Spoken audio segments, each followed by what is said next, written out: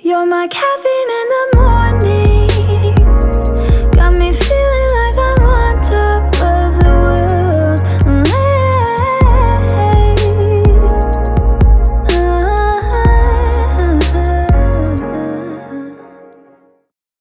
All right, you all, back at ya with another Blissful Chit Chat. Today's one may be a bit controversial. I don't care. Because we are here to challenge and expand our awareness, you know, and you cannot do that if you are afraid to have conversations about certain things, okay? So today is about culture. You know, we all love culture. We all have culture. We all come from specific cultures. You know, we were raised in culture. So it is our being, you know, it's everything that we are. I just have questions about it though, you know, the whole cultural enculturation process. You know, what is the real purpose of it? You know, is the purpose of it to keep you distracted? Because when you're so focused on adhering to your cultural norms, your societal norms, you know, and you're so focused on that, you're not really being yourself. You're not being free. You're not having free will, so to speak. You know, does it prevent you from having free will? The enculturation process, because free will is, now honestly, obviously, you know, a lot of us feel like, well, if we didn't have culture in place, then everything would be just total chaos. Are things not already total chaos? You know what I mean? Like, you know, if it wasn't the social norm, when someone does something to you, you say thank you. When you want something, you say please. You know, all the regular, you know, the little social norms, the manners, and all of these things that we teach our toddlers, you know, to start them on the enculturation process. However, I want to look at the other side of that, you know. I want to look at the other side of that, because one thing that I noticed, that culture has, it plateaus, you know.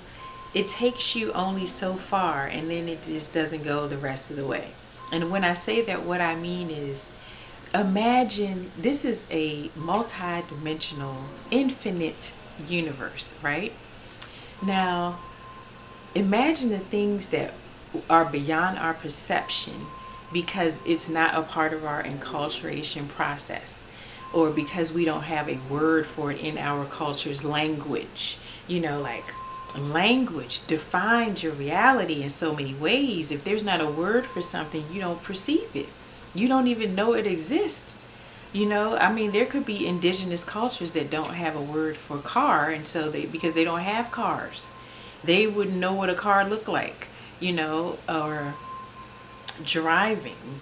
Well, there wouldn't be, if there's no cars, there's nothing to drive. There's no word for drive. They have no perception, no concept of what that even is. Doesn't even exist, not even a part of their reality. So that's what I'm talking about as an example. And imagine how much is out there in this infinite, multi-dimensional universe that exists, but because our culture does not introduce us to it, does not expose us to it, doesn't have a word for it in our language, we don't perceive it. We don't perceive the existence of it. Imagine so many aspects of our higher mind that, you know, could be cultivated. You know what I mean? If our culture expanded beyond its limitations. Isn't culture limiting? It only goes it goes just a certain way, and then it doesn't go anywhere else. It just stays right there, and it keeps you stuck there. So I just have questions about the whole process. You know, like, really, what's it really there for? Is it in place as a distraction? Is it in place to keep you in place? You know, you're focusing so much on your culture, you're not focusing on the expansion of your mind, your higher development, your higher self, the development of your higher self. You're not focused on that because you're too focused on adhering to the cultural norms, staying in line, staying consistent, being normal, being socially accepted, you know, instead of your evolution, You know, can you evolve beyond your culture? Is that even possible because of the enculturation process?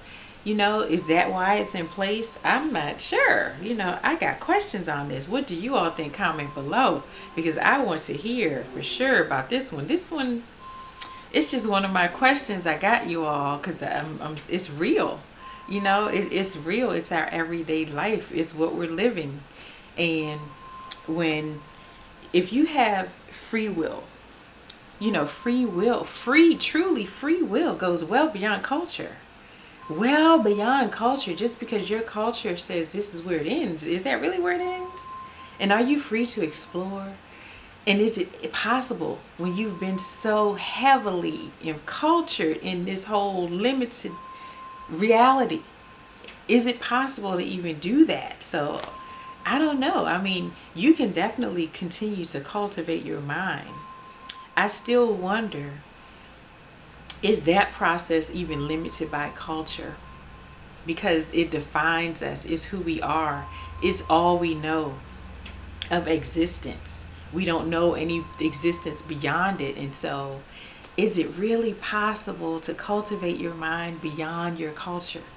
Like, is it even possible? Because you've been sort of brainwashed into thinking this is the peak, this is it, this is the ultimate. You know, is it though? Is that the ultimate? Or is there way more than that? I'm sure there is, because the infinite universe, you know, there's no limit. It doesn't stop here. And so, because we've been in culture, okay, our culture tells us we can't fly, you know what I mean? We're not telepathic. All of these gifts we could have, we could possibly do it. You know what I mean? We can't teleport. Are we psychic? Can we look into our past lives, into the Akashic records? You know, what can we do these things? Just normal everyday existence. But because our culture says, oh, that's the woo-woo stuff, that's the spook stuff, and oh, stay away from that, then we do that, and we don't cultivate our minds beyond that, out of what? Obligation to just be normal in our culture and not, you know, not be the one causing trouble and causing a ruckus. You know, it keeps us in line, right? So that's just a question I have, you all, because our culture literally dictates how we think from birth. You know, I'm thinking even before that, honestly. You know, literally, it dictates how you think. It dictates what you perceive as your environment to be, what you perceive yourself to be. It literally dictates that. Like, obviously, your culture tells you the sky is blue. So, how do we know though? Honestly, is it blue or is it not? I mean, do we know that? Who said the sky was blue? And does that mean that it really is? Or is that we believe it is because that's what we were told? You know, are we who we are because that's what we were told we were? Questions, you know. And these are things we were told without any proof. You know, we were just told to follow this blindly. And so we follow it because we were told, you know, and you just because that's what it is. You know, the sky is blue because that's what it is. It's blue. I haven't personally been up to the sky to say, you know what I mean, to verify that it is in fact blue. I have not been there. Well, even the color blue, our culture told us that color that we identify as blue is actually blue. What if it's green? What if green is blue and blue is green and black is brown and white is purple or whatever? You know what I'm saying? The language defines the reality, and the language is man-made, and the language is not scientifically proven. It's just rhetoric. You know, sound waves coming out of somebody's mouth that said, oh, this is what this is.